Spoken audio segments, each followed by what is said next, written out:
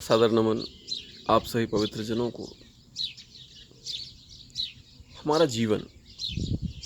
हमारे जीवन में यदि हमें बड़े से बड़ा कष्ट भी हो रहा है और उस कष्ट के कारण किसी एक व्यक्ति को भी लाभ मिल रहा है तो हमारा जीवन सार्थक हो जाता है।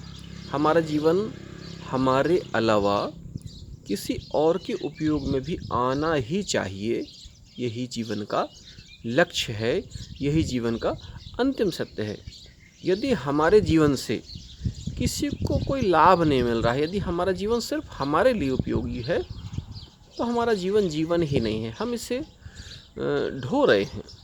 और यदि इसका जो दूसरा पहलू वो ये है, हमारे जीवन में यदि हम कितना भी छोटा छोटा आनंद उठाते हैं और उस आनंद को उठाने के पीछे यदि हम किसी को जरा सा भी कष्ट दे रहे हैं तो वो जीवन हमारा निरर्थक हो जाता है।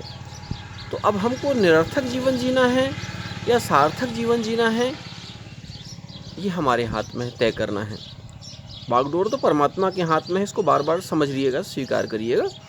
लेकिन बीज तो बोना पड़ेगा, बीज बोए हम, और हमारे द्वारा किसी को भी अब ये ना सोचें हम कि हम चोर को चोरी नहीं करने दें। अगर हमारे घर में चोर घुसा तो उसको चोरी से रोकना पड़ेगा।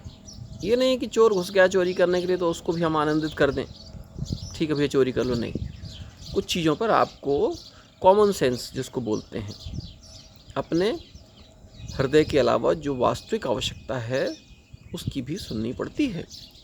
अब चूँकि हम जहाँ पर हैं, हम जिस क्षेत्र में, हमारा जो कार्य क्षेत्र है वहाँ पर हमारा कुछ भी नहीं है।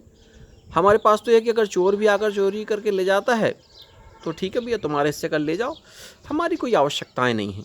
हमारा जो कुछ भी वो सब इस समूचे संसार का है, इस धरती माता का है, मेरा कुछ भी नहीं है।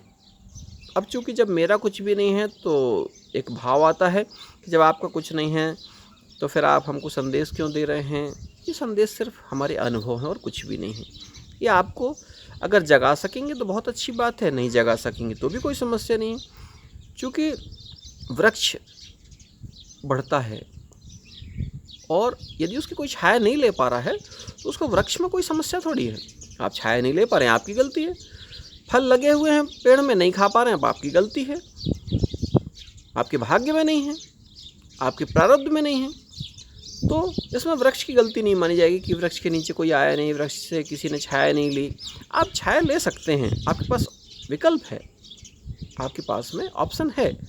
लेकिन अगर आप चाहेंगे ही नहीं, कब तक हम जादूगरों के चक्कर में फंसे रहेंगे, कब तक हम साधना से विमुख रहेंगे। सच्ची साधना को समझिए, सच्चे जीवन को समझिए, स्वयं को समझिए, परमात्मा को समझिए, परमात्मा के चिंतन में निरंतर लगी रहिए। दूसरों की कमियां नहीं, अपनी कमियां निकालिए। कमियां तो सब में हैं, मुझ में भी कमियां हैं। अगर हम सूर्य की बात करते हैं तो सूर्य में कमियां हैं, चांद में कमियां हैं, धरती में कमियां हैं, निकालने वाले के ऊपर है। तो कमियां निकालना बंद करें। हम आज को अभी को समझें, आज को अभी को जिएं।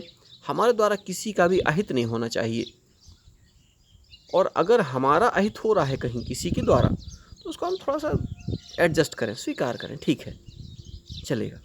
भारत माता की जय, धरती माता की जय, आप सभी पवित्र जनों की जय।